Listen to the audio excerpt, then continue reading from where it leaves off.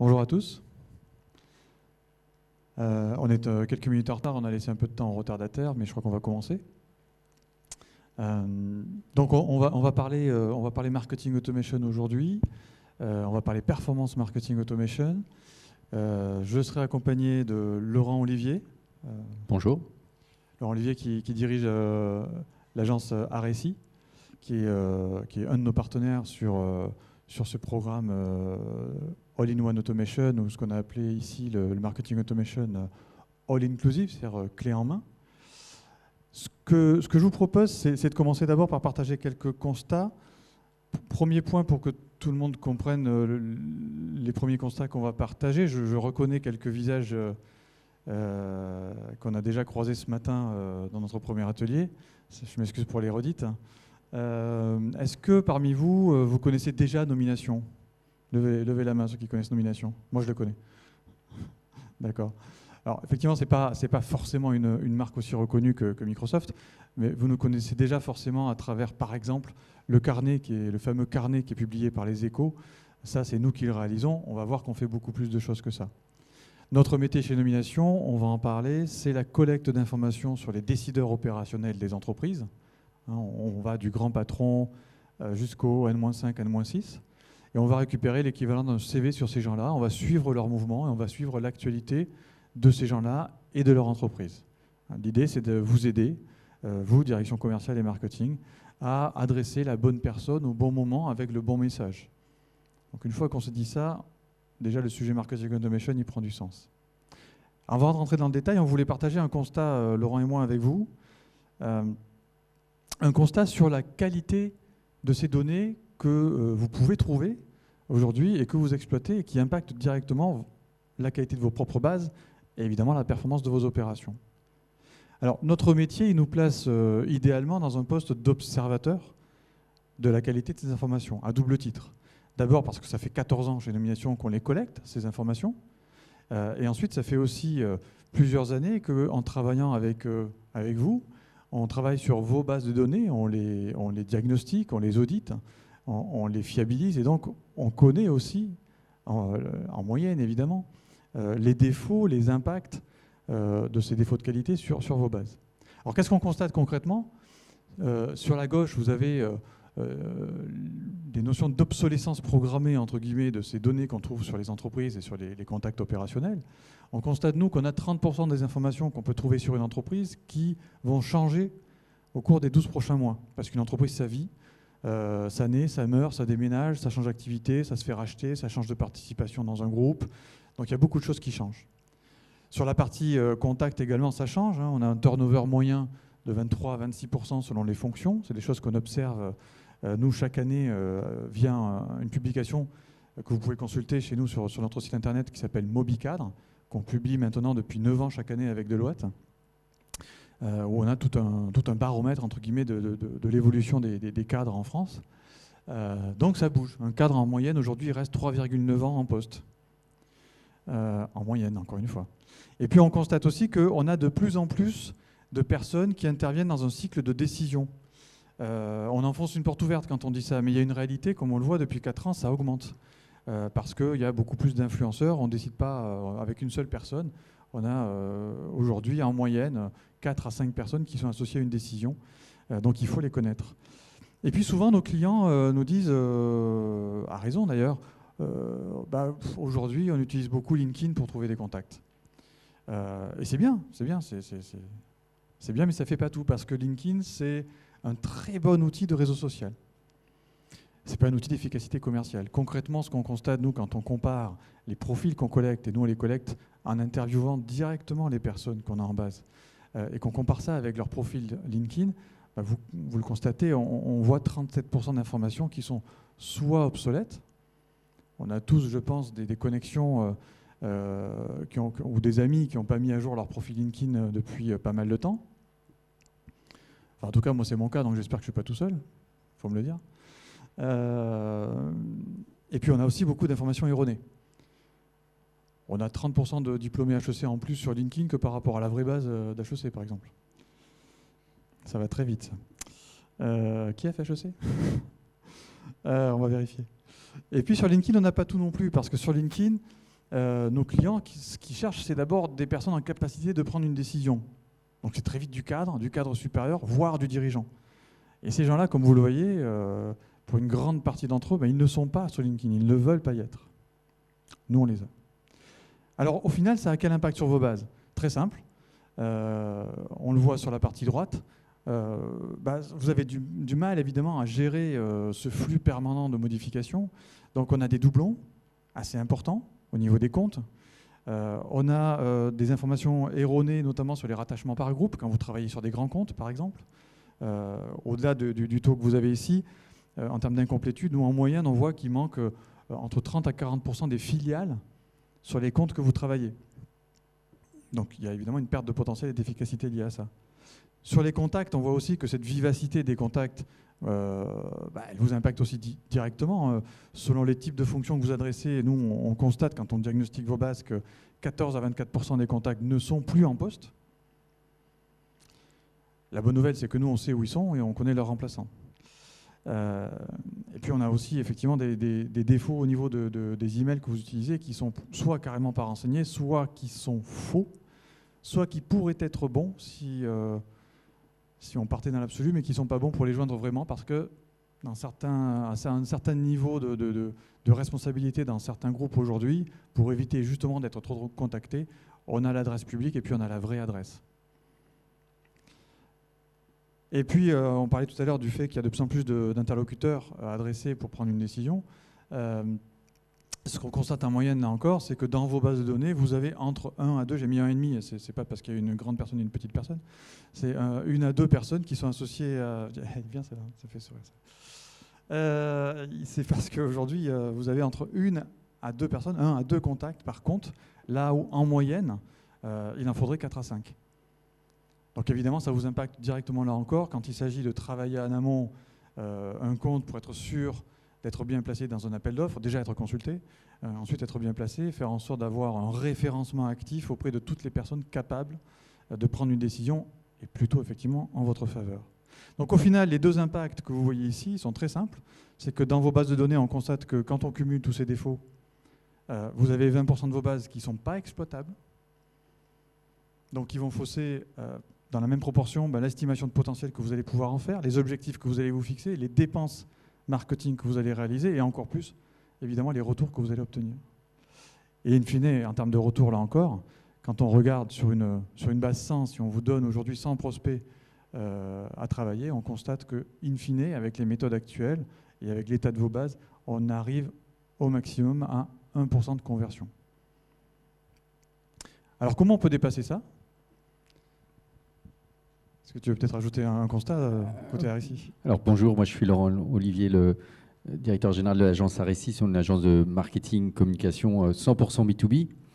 Et nous, ce qu'on constate, c'est exactement la même chose, mais ce qu'on aime bien faire avec Nomination et l'idée de ce travail en commun, c'est qu'on ne va pas résoudre le problème une fois en se disant ça y est, c'est terminé et on ne s'en occupe plus.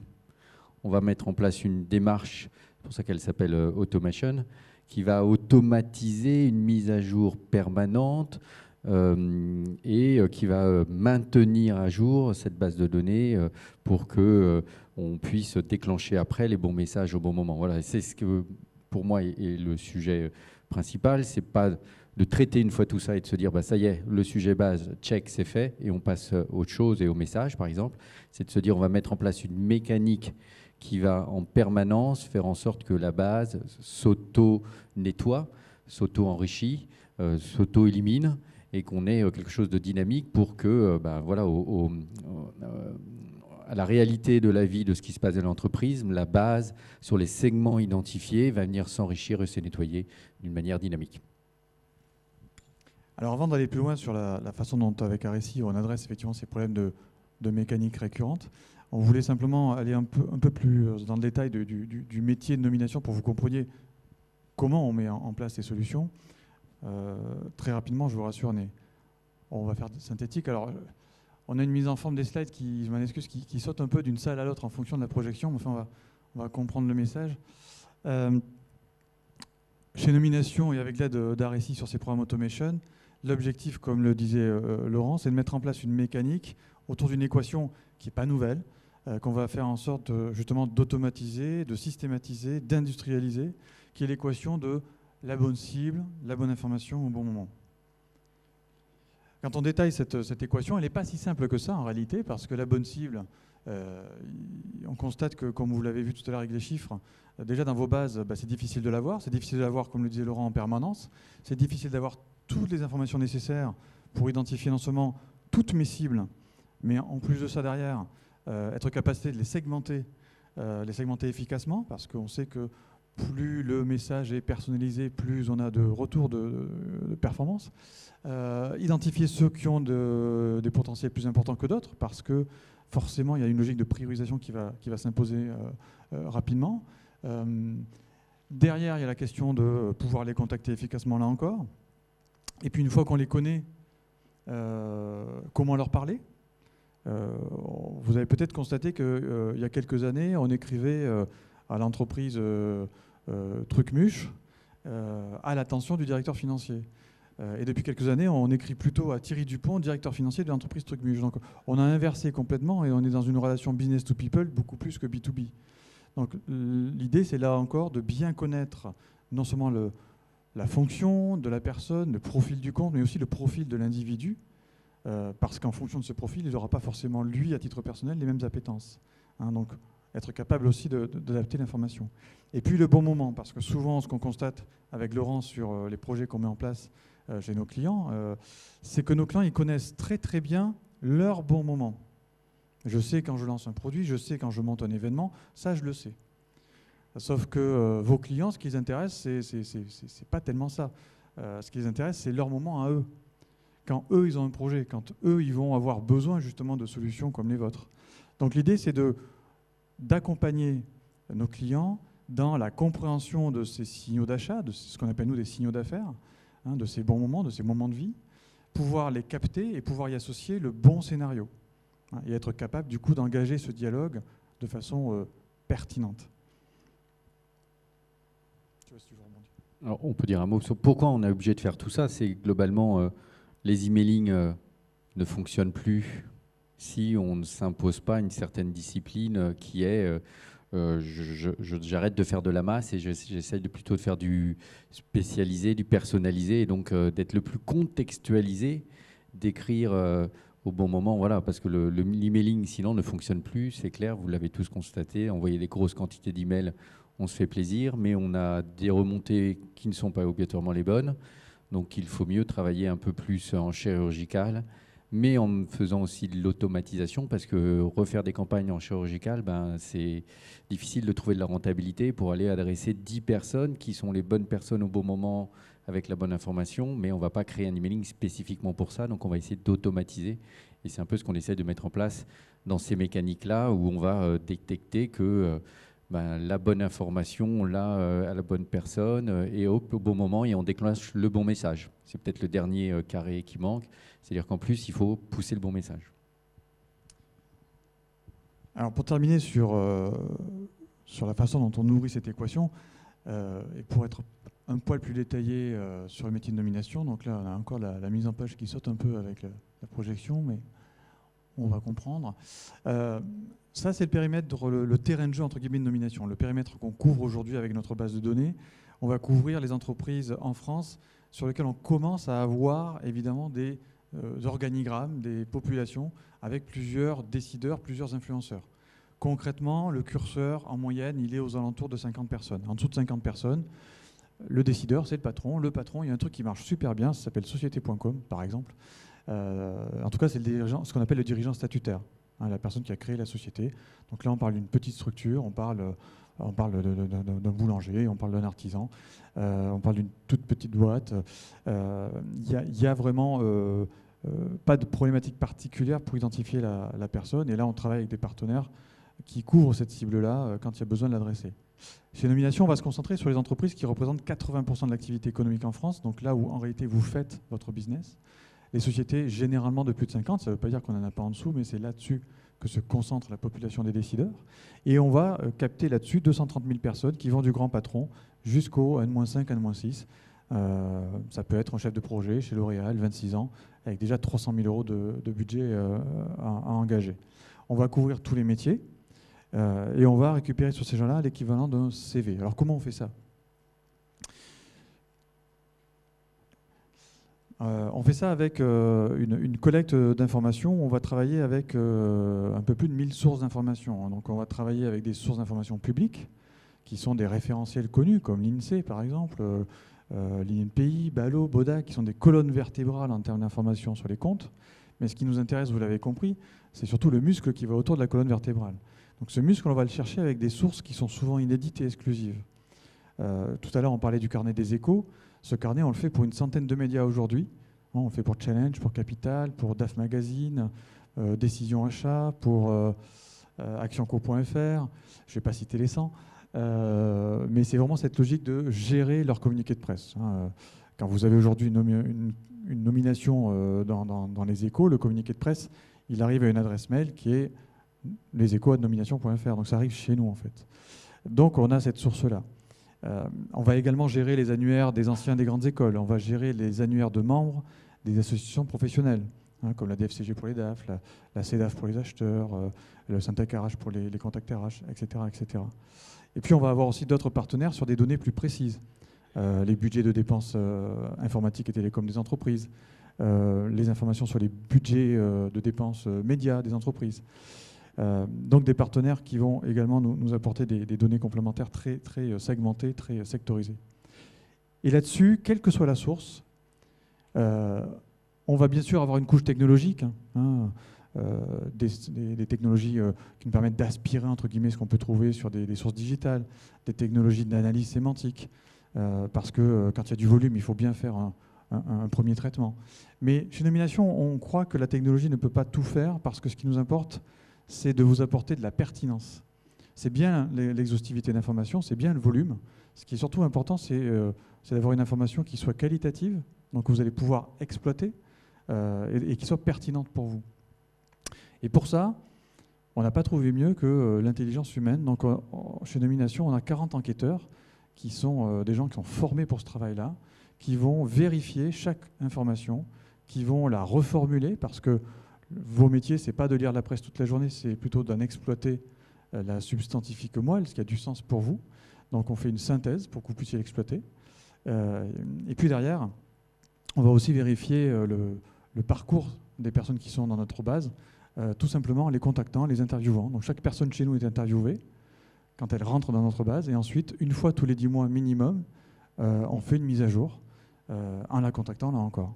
Donc on a une information qui est très fraîche, très fiable, très précise, très détaillée. C'est comme ça, par exemple, qu'on a les coordonnées directes de la personne, de son assistante quand il y a une assistante ou un assistant, mais aussi des hobbies, par exemple. Et puis ce travail-là, on le fait effectivement, comme disait Laurent, en continu. Alors, au-delà de ça, on parlait tout à l'heure du bon moment. C'est quoi le bon moment, ces fameux moments de vie? Comment on les a, ces moments de vie? Là encore, on a tout un travail de collecte avec toutes les sources dont on a parlé. Toujours ce travail de premier traitement technologique, entre guillemets, mais là encore, toujours ce travail de vérification, de reformulation, de validation par nos enquêteurs. Chez Nomination, ce qu'on fait, c'est que pour vous permettre d'exploiter au maximum cette information et la transformer non pas en signal, mais en véritable recommandation d'action, on est vraiment dans une logique de GPS, une donnée actionnable, entre guillemets, c'est qu'on y associe la personne à contacter en fonction de vos métiers. Donc vous avez ici quelques exemples, ce n'est pas exhaustif, des événements qu'on est capable de tracer. Et ce qui nous intéresse, c'est bien l'événement en soi. Une levée de fonds n'a d'intérêt que si je sais en quoi va servir la levée de fonds. C'est ça qui va vous intéresser. Et derrière, vous avez un exemple qui est un exemple réel, d'un projet chez nous détecté, d'un signal d'affaires. En l'occurrence, une société, vous voyez, qui a fait une levée de fonds pour financer un projet digital. Information d'autant plus intéressante qu'elle est corroborée par une annonce de recrutement parue 2 semaines suivantes, les 2 semaines après, sur le recrutement d'un chef de projet digital. Donc là, vous voyez les petits ronds, on a une force 3 sur 5, parce que là, on a 2 informations concomitantes sur un même événement. Donc nos clients aujourd'hui qui s'intéressent effectivement aux projets digitaux des entreprises, on a clairement une action à mener. Donc ça va déclencher effectivement soit un scénario one-to-one, parce qu'on est sur une cible qui fait que vous avez décidé stratégiquement que le commercial allait intervenir tout de suite, soit on est, pour X raisons, sur une cible élargie ou sur une stratégie différente, qui fait que là, on va déclencher un scénario marketing avec la solution All-in-One Automation. Tu veux peut-être illustrer ou... Alors, c'est effectivement ce qu'on explique après dans les étapes pour réaliser une campagne avec nomination, un peu ces 4 points. Donc, effectivement, après, le premier, il est, pour toutes les campagnes, il faut un peu définir la cible et donc les fonctions souvent associées à cette cible. Et puis surtout, le point 2, c'est ces fameux signaux d'affaires. Donc, est-ce que c'est une nouvelle agence qui se crée? Est-ce que c'est donc la promotion d'une personne, son arrivée dans l'entreprise? Voilà, donc on va définir des signaux qui vont ensuite justifier une prise de parole, un message, donc soit personnalisé, one-to-one, soit en format marketing. Mais voilà, mais c'est vraiment cette raison qui fait qu'on va faire une forme de retargeting email, on peut appeler ça comme ça, mais en tout cas, c'est parce qu'il y a une cause précédente qui va justifier d'envoyer un message à cette personne. Et on va vraiment contextualiser, après, c'est le point 3, lorsqu'on réalise les campagnes, on va vraiment contextualiser, l'introduction de l'email va vraiment être ce signal d'affaires. Donc, c'est vraiment « Bonjour, je fais suite à votre nomination et je vous félicite ». On va commencer par ça. Et puis, donc voilà, donc ça change tout dans la relation entre je reçois un email marketing massif où je sens que je suis dans une liste, à je reçois un message qui d'ailleurs n'a pas une forme trop marketing, mais qui a une forme plutôt relationnelle et dont l'introduction est ce signal d'affaires qui nous provient de nomination. Et donc là où il faut vraiment automatiser, c'est que ces déclenchements d'email, il faut le faire d'une manière très régulière. Donc après, on se donne des règles, hein. C'est peut-être pas tous les jours, mais toutes les semaines, à fur et à mesure que nomination met sa base à jour et que les signaux d'affaires sont intégrés, toutes les semaines, les emails sont envoyés. Voilà. Et en général, on n'envoie pas un email, on va créer un scénario. Et donc ces scénarios, ça va être selon le profil de la personne. Un premier message auquel on va souvent dire un peu une forme de félicitation, de bienvenue, on va rebondir sur le signal. Puis après, selon le profil, on va aller tout doucement, et on essaie d'y aller assez doucement, dans une démarche plus de présentation, puis d'argumentation et de vente.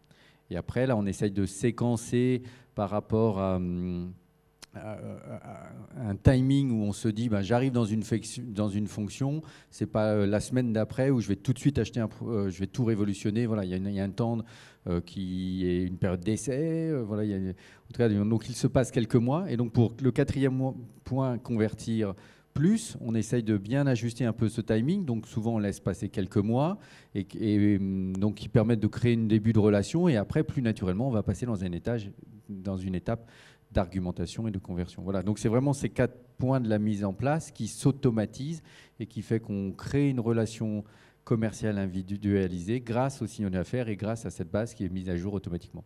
Sur lequel les retours évidemment sont complètement différents. En moyenne, on constate qu'on a 30% de conversion en plus avec un programme de ce type-là qui permet de, entre guillemets, préparer le terrain, développer l'appétence, parce qu'il y a parfois un besoin de notoriété, puis de référencement, entre guillemets, actif, derrière cette notion d'appétence, et puis cultiver entre guillemets cette relation autour des bons moments pour petit à petit faire en sorte que cette fameuse appétence ou le score d'appétence permet de détecter que la personne entre guillemets est mûre pour entrer vraiment en relation directe.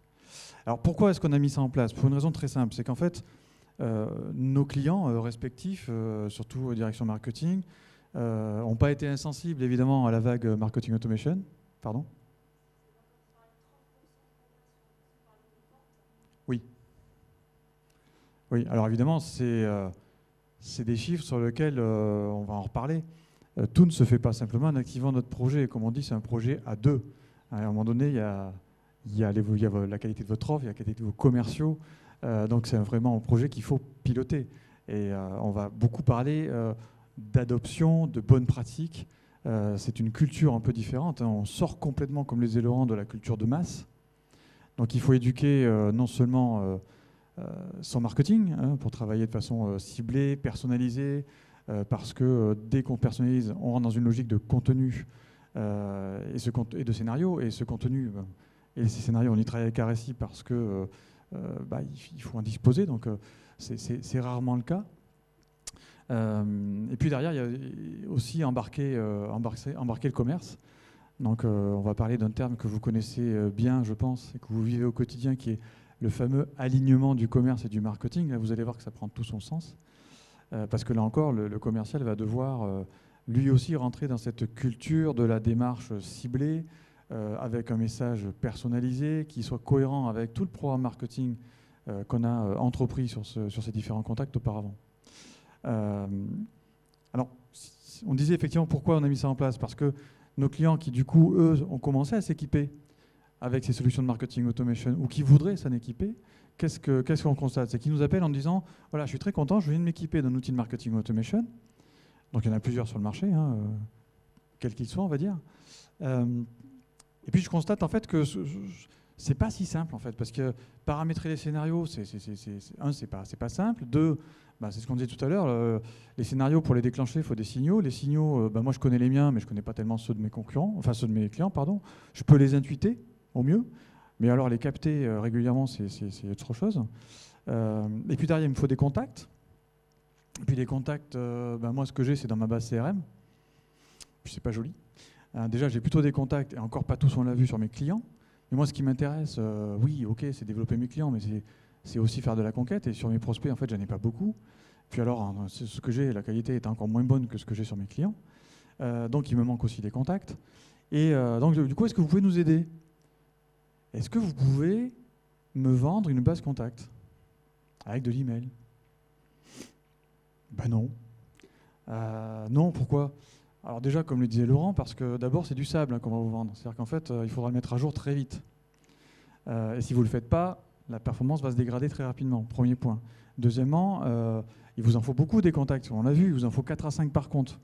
Et si vous voulez couvrir efficacement toute votre cible, on est sur une problématique de volume très rapidement. Du contact de qualité avec de l'email, de qualité, ça coûte cher. Donc on est très vite sur des budgets qui sont importants, qu'il va falloir renouveler tout le temps pour avoir une base à jour, et sur lequel, en réalité, vous allez convertir très peu. Tout le monde ne sera pas tout de suite appétant. Donc au final, on a des clients qui nous disent « Ça fait 9 mois que j'ai acheté mon outil de marketing automation et ça fait 9 mois que je ne fais rien à part du routage de masse sur ma base CRM qui n'est pas de bonne qualité. J'ai des retours pas terribles. » Pour rester poli. Donc ça, c'est la réalité qu'on perçoit, nous, quand on vous rencontre. Et donc on s'est dit comment on peut vous apporter plus de valeur par rapport à ça, résoudre ce problème. Donc on a réfléchi avec Laurent et on a développé justement une offre en in-one automation en proposant aujourd'hui aux directions marketing d'avoir une offre clé en main. Donc l'idée c'est de raccourcir ce cycle et en moyenne, en 3 mois, d'avoir des scénarios pertinents qui tournent et qui génèrent les premiers leads. Alors comment on le fait? Effectivement, on a ces 4 étapes. La première étape, elle est très très importante. Elle conditionne toute la suite. C'est une étape d'étude qu'on va faire ensemble. On va faire ensemble un diagnostic de votre base. On va faire ensemble une étude de ciblage selon vos critères, qu'on va souvent challenger parce que, comme vous l'avez compris, on a énormément de données qui permettent d'être encore plus précis dans la segmentation que vous pouvez avoir. Donc on va être force de proposition pour affiner ce ciblage. Et comme vous voyez le schéma ici, alors il est un peu grossier ce schéma, mais enfin il explique ce qu'on fait. On part de votre base de données et puis on va identifier que dans cette base de données, une fois qu'on a revu ensemble les critères de ciblage, il y a un cœur de cible, il y a une cible élargie, donc déjà quelle stratégie? C'est pas forcément la même prise de parole, c'est pas la même stratégie de nurturing entre guillemets. Il y a du hors-cible, qui est toujours plus important que ce qu'on pense dans sa base en général. Donc qu'est-ce que je fais sur le hors-cible, hein? Est-ce que j'adopte une stratégie d'opportunisme ou est-ce que je l'écarte complètement? Et puis j'ai des données effectivement, comme on l'avait vu forcément, qui sont obsolètes, erronées, des doublons, donc là il y a du nettoyage, donc il y a de la perte. Hein. Vous n'avez pas une base 100, en réalité vous travaillez sur une base 80. Et sur cette base-là, non seulement on va la nettoyer, on va la fiabiliser, on va la compléter, on va remplir les trous, entre guillemets, hein, ce qui vous manque, et puis on va la compléter aussi avec du 109. Donc il vous manque des cibles dans votre cœur de cible, il vous manque des cibles dans votre cible élargie. On va les identifier. Et on va avoir le nouveau périmètre que vous devriez travailler, les nouveaux volumes. Ça, c'est un premier point qu'on va faire sur les comptes. On va faire la même chose sur les contacts. On va vous dire, sur vos contacts, il y a une partie de vos contacts qui sont plus en poste. Voilà, donc ceux-là, il faut les inactiver, il faut arrêter de leur envoyer ou essayer de leur envoyer des communications, ou espérer les contacter. C'est pas eux, c'est plus eux. La bonne nouvelle, comme je vous le disais, c'est qu'on sait vous dire où ils sont partis, on connaît leurs remplaçants, puis on sait aussi vous dire que Paul Dupont, que vous avez connu, que vous connaissez chez Total, il est toujours chez Total, mais il n'est plus à ce poste-là, il a été promu. Donc là encore, on va vous dire où il est aujourd'hui, même s'il est toujours chez Total, et qui le remplace.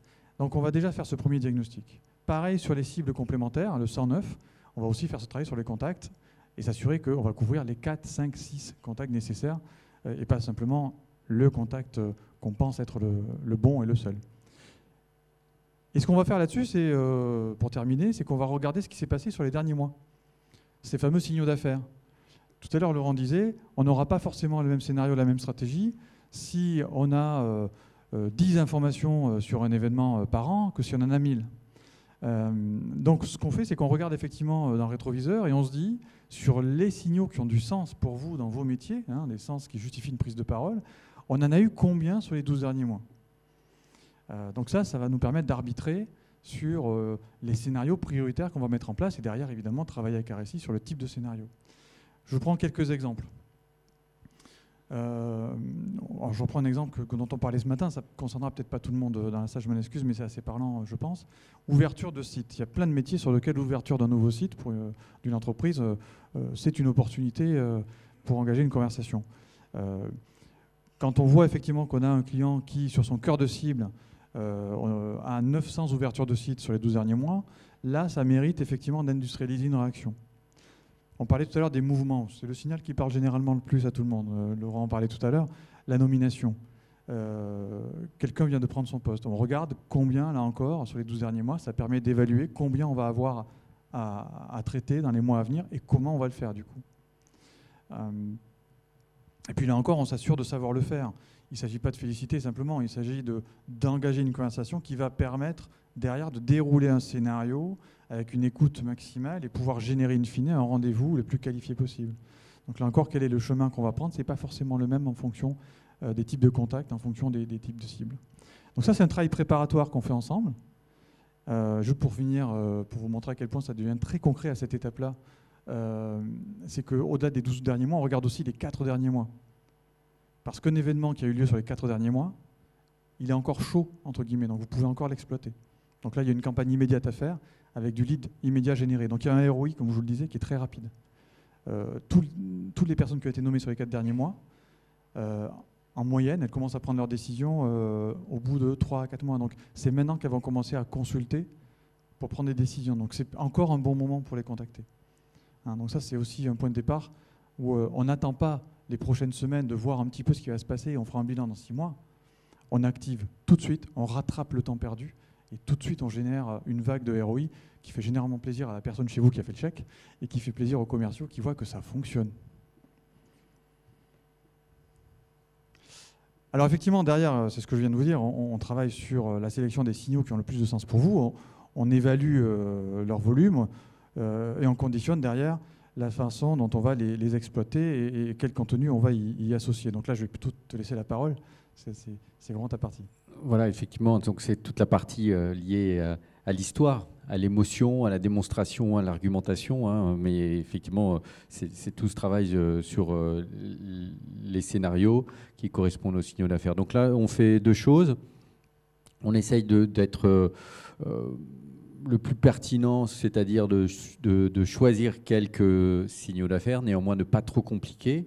Et puis on essaie de regarder aussi qu'est-ce que vous avez comme asset, quel document que l'on va utiliser et qui va nous servir à créer cette conversation et créer l'engagement. Donc on l'a vu effectivement au tout départ, donc on va se dire on a différents segments qui correspondent à la nomination est un premier segment, puis on va créer un message le plus personnalisé, donc c'est ce que je disais par rapport à l'introduction.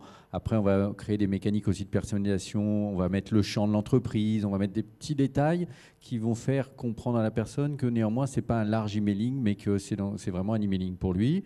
On va essayer de l'engager. L'engager, ça veut dire le faire cliquer, donc lui proposer quelque chose avec une certaine valeur, un cas client, une présentation de l'offre est aussi une valeur si c'est présenté d'une manière assez soft et avec une approche solution. Et puis après, on va très vite regarder comment ça réagit. Donc là, c'est toute la partie d'analyse des contacts. Et puis après, il faut vraiment se dire qu'on va scorer Donc ça, c'est la dernière partie qui est très importante, c'est ce fameux scoring. C'est-à-dire qu'à chaque contact, on va attribuer une note. Et c'est uniquement à l'atteinte d'une certaine note où on va faire passer ce contact du marketing au commercial. Et on peut même prendre ensemble, je dirais, la décision de se dire que ce contact à qui on a envoyé 4, 5, 10 messages, même personnalisés sur une période de, je sais pas, 6 mois, s'ils ne réagissent pas ou s'ils n'ont finalement réagi très peu, il faut mieux pas payer le contact au sens base de données chez Nomination et transmettre le contact au commercial, ou de toute manière, lorsqu'ils vont téléphoner, ça va plutôt mal se passer, donc à la fin, ça va revenir comme quoi ce contact, il était vraiment pas bon. Donc ça, c'est une décision à prendre, mais qui est importante. Et nous, on recommande de plutôt laisser les contacts en nurturing, en tournée tout seul chez Nomination, et de se dire que c'est vraiment au moment où ils sont prêts à engager une conversation humaine et téléphonique, c'est uniquement à ce moment-là qu'il faut le passer dans le CRM, dans une démarche commerciale. Voilà. Alors, dans ce que dit Laurent, il y a une étape aussi très importante. Quand on dit effectivement qu'il y a la partie analyse, elle est aussi importante dans une démarche de découverte. Il y a des choses, des scénarios, vous les connaissez, vous savez que ça fonctionne, vous savez parler à ces gens-là dans ces moments-là. Donc là, le scénario, on le formalise, on associe le bon contenu, on crée le contenu, on active, et ça se passe bien. Et puis il y a des populations, il y a des profils, il y a des événements. On aimerait bien les exploiter, mais on ne l'a jamais fait. Et on n'est pas sûr de savoir quel message, quel contenu il faut adresser. Donc on est un petit peu à tâtons, là, dans une démarche exploratoire. Donc ça encore, c'est des choses qu'on propose et que du coup l'analyse préalable nous permet d'identifier en se disant il y a des choses, on peut y aller, des choses, on va le tester. Donc on va créer avec vous des échantillons sur lesquels on va tester ces messages, tester ces contenus, voir la réaction, qui en termes de profil de compte, de profil de contact, réagit, comment. Et ça va nous permettre de retenir la bonne formule, le bon scénario, pour ensuite l'ajouter aux scénarios qui vont vraiment être implémentés. Donc il y a vraiment cette phase de test and learn qui vous permet d'exploiter un maximum de signaux avec un maximum d'efficacité.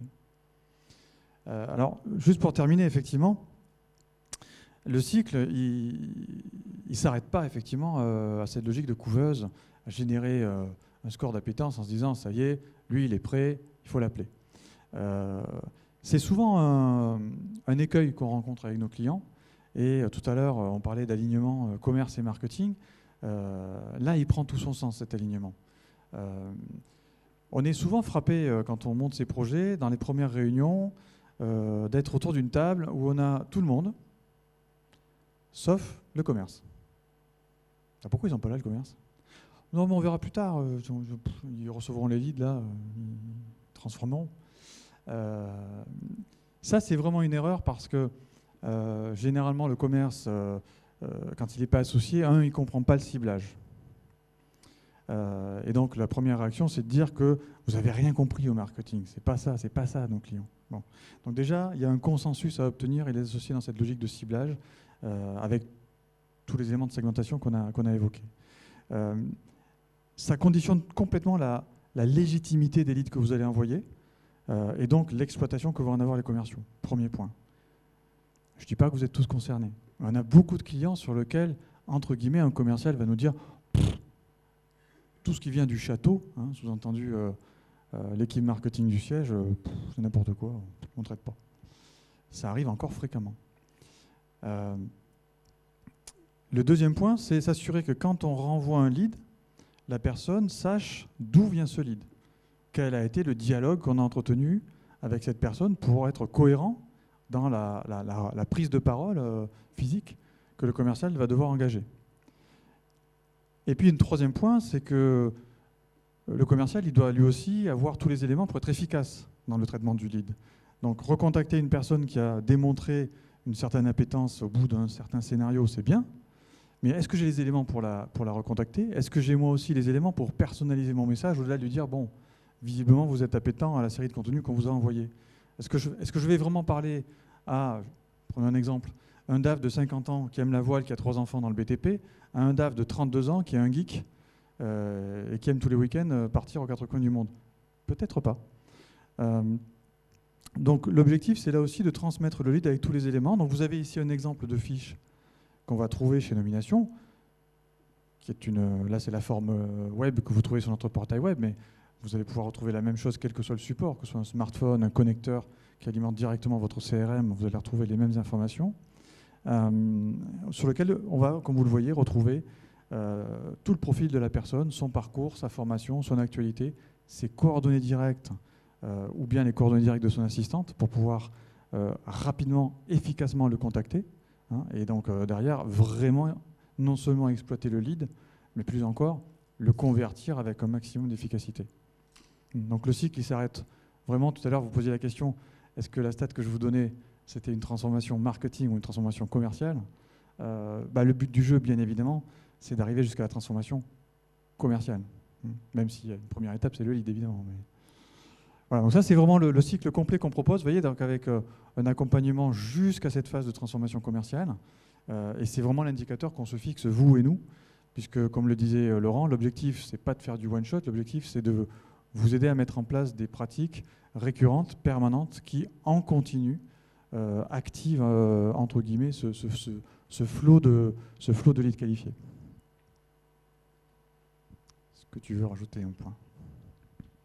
Non, voilà, c'est un peu, pour conclure, voilà, ça permet à la fois d'aligner les sales et le marketing, ça permet d'installer une mécanique récurrente, ça permet de rentabiliser le travail qui est fait sur les emailing, qui est fait sur les assets qu'on va faire télécharger, les livres blancs, voilà, parce que tout ça c'est installé dans des campagnes automatisées et qui pendant des mois, des années même, sauf si vos solutions changent, mais qui pendant les années va s'activer parfois quelques dizaines de contacts par dizaines de contacts, mais comme c'est toutes les semaines ou tous les mois, vous êtes en génération de leads permanente, récurrente, et avec un moteur et une essence qui est la base de données de nomination qui est la plus performante possible parce que vous ne l'avez pas acheté en début de campagne, mais c'est à fur et à mesure que ça se déroule, que vous l'achetez, que vous la payez. Voilà. Et s'il ne se passe rien en termes de signaux, vous achetez rien. Ici, il se passe beaucoup de choses. Voilà. Donc nous, on aime bien travailler avec nomination parce que ça rentabilise les campagnes que l'on met en place en termes d'assets, d'emailing, d'éléments à télécharger, et ça les rentabilise d'autant mieux que ça les fait perdurer dans le temps et que c'est encore plus efficace parce qu'on écrit au bon moment avec le bon message. Oui, concrètement, ce que veut dire Laurent, c'est que le modèle économique qu'on a dans cette offre-là, il ne consiste pas à vous faire acheter cette base. Comme on l'a dit, elle va être très très vite obsolète et vous n'allez pas à tout convertir tout de suite. Tout le monde n'est pas mûr, tout le monde n'a pas la même actualité en même temps. Donc l'objectif, c'est plutôt de faire une logique de mise à disposition, de vous permettre, par l'exploitation de Team Marketing Automation avec RSI, qui va vous aider à mettre en place, à exploiter ces scénarios sur une logique locative, une logique de consultation, une logique locative de cette base, de ces emails et toutes les données de personnalisation qui vont autour. Et ça n'est qu'à la fin d'un cycle, quand effectivement on arrive à un scoring, entre guillemets, plus ou moins rapidement d'ailleurs selon la cible, qui justifie de passer en mode acquisition, où là, il est important que vous puissiez avoir tous les éléments disponibles pour convertir cette opportunité. Hein, et c'est là, effectivement, qu'on vous donne accès à la totalité des informations sur le contact, mais du coup, uniquement sur ces contacts qui le justifient.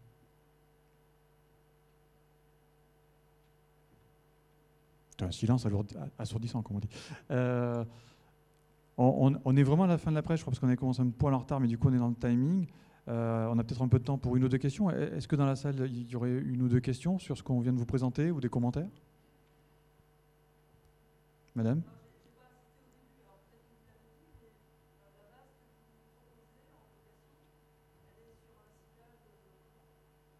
Alors, effectivement, ça fait partie du début de la présentation.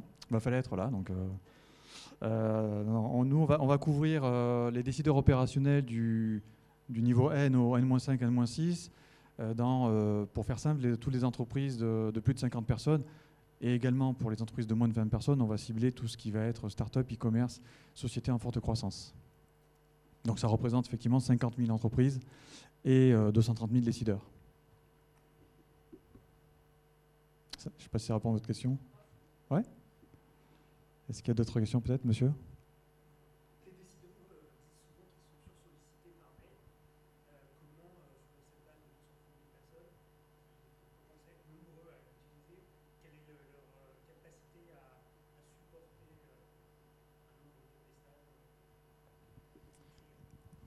C'est des gens très patients. Ils ne sont pas si sollicités que ça en réalité, parce que la pression marketing, bien sûr, on la regarde. On l'a regardé il n'y a pas plus tard qu'il y a 2 jours un comité de direction chez nous. C'est vraiment un des éléments de tableau de bord sur notre base qu'on mesure très précisément. En moyenne, nos décideurs, moyenne haute, nos contacts, ils reçoivent un maximum de 10 mails par mois. Un maximum. Ça, c'est le maximum. Donc vous voyez que ce n'est pas énorme. Ce qui fait qu'ils n'ont pas le sentiment d'être spammés, il y a 2 points. Premier point, nous on constate qu'il y a de plus en plus, en fonction de la hiérarchie, mais quand on monte dans la hiérarchie, on a de plus en plus de personnes qui ont un email public et un email, on va dire, vraiment professionnel. Donc déjà, ça limite. C'est-à-dire qu'en fait, l'email public, il arrive à l'assistante, l'autre email, il lui arrive lui vraiment. Nous, on a plutôt l'email qui lui arrive vraiment. Donc on a un canal direct et comme vous l'avez vu, on n'a pas une pression marketing énorme sur ces gens-là. Le deuxième point, c'est que quand on travaille avec nos clients, d'abord, travailler avec nomination, ça veut dire être client de nomination, ça veut dire faire partie d'un cercle malgré tout restreint. Nous, aujourd'hui, on a 400 clients dans à peu près tous les domaines d'activité, mais vous voyez, ce n'est pas une base qui est commercialisée à outrance, et comme vous l'avez compris, on ne fait pas de cession, hein, donc on maîtrise vraiment ça. Et derrière, on est surtout sensible à la façon dont ça va être exploité. Ça conditionne complètement la relation qu'on va avoir. Évidemment, si ça ne marche pas, on ne travaillera plus ensemble. Donc pour que ça marche, on s'intéresse avant tout à la façon dont vous allez l'utiliser, à l'usage que vous allez en avoir et à l'exploitation que vous allez faire. Donc on parle beaucoup avec vous de scénarios d'usage avec vos équipes, d'adoption de ces nouvelles pratiques qui vont complètement conditionner le ROI que vous allez obtenir. Et dans cette catégorie-là, l'association Ecaressi prend tout son sens. Envoyer non pas un simple message classique à ces gens-là pour les spammer, entre guillemets, envoyer un message le plus personnalisé possible. Et moi, je dirais même, nous, on va souvent essayer de dire, le cœur de cible qu'on a travaillé et qu'on a essayé d'élargir, ben, on ne va peut-être pas leur envoyer un email, justement. Parce que si c'est vraiment le cœur de cible, ben, on va peut-être revenir à des formats plus traditionnels, mais qui finalement marchent toujours très bien. On va peut-être leur envoyer un courrier papier. Voilà, parce que, et quand je dis un courrier, c'est peut-être juste une lettre, voilà, ou une carte, quelque chose, voilà, mais qui, à la fin, vous verrez le ROI, parce que malgré la qualité de la base, malgré qu'on est contextualisé, on n'arrive pas à des taux d'ouverture qui sont multipliés par 5. Voilà, c'est pas possible. Et on reste sur des taux d'ouverture qui sont propres à l'email, très challenging. Donc c'est là où c'est intéressant de se dire, bah voilà, ces cases verts qui sont les cœurs de cible, bah là, 20% de taux d'ouverture, ça va pas me suffire, quoi. C'est dommage parce que je perds les 80% de mon cœur de cible. Donc là, on va dire, bah, ces gens-là, on va envoyer un courrier physique, on va avoir une démarche un peu différente, plus qualitative. On est sur une quantité limitée qu'on a bien travaillé, qu'on a bien sélectionné et avec un message contextualisé. Et vous allez voir, votre taux d'ouverture après email, il sera meilleur parce que vous aurez envoyé un courrier papier donc avec votre logo. Et après, quand vous allez leur écrire, il y a une acceptabilité du message email qui est plus forte et donc un ROI qui est meilleur. Donc c'est comme ça qu'il faut voir les choses. Ça, c'est des choses qu'on mesure en fait. Donc quand on fait tout ce travail d'analyse préalable, en fonction des populations, de vos offres, des scénarios que vous voulez déployer, on adapte aussi le canal. Donc le canal courrier est un exemple. On peut aussi travailler sur des créations d'événements, mais nous, on a déjà ces métriques-là parce que, par exemple, on shoot 2 millions d'emails par an pour nos clients, qu'on a les retours des utilisations de nos bases par les équipes de nos clients. Donc on a déjà des métriques qui nous permettent, dès les phases d'études, de pouvoir évaluer la performance des différents scénarios et vous faire des recommandations sur la façon dont vous allez créer ces scénarios, donc sur à la fois le contenu, le rythme, mais également le canal. Est-ce qu'on a d'autres questions peut-être? Oui?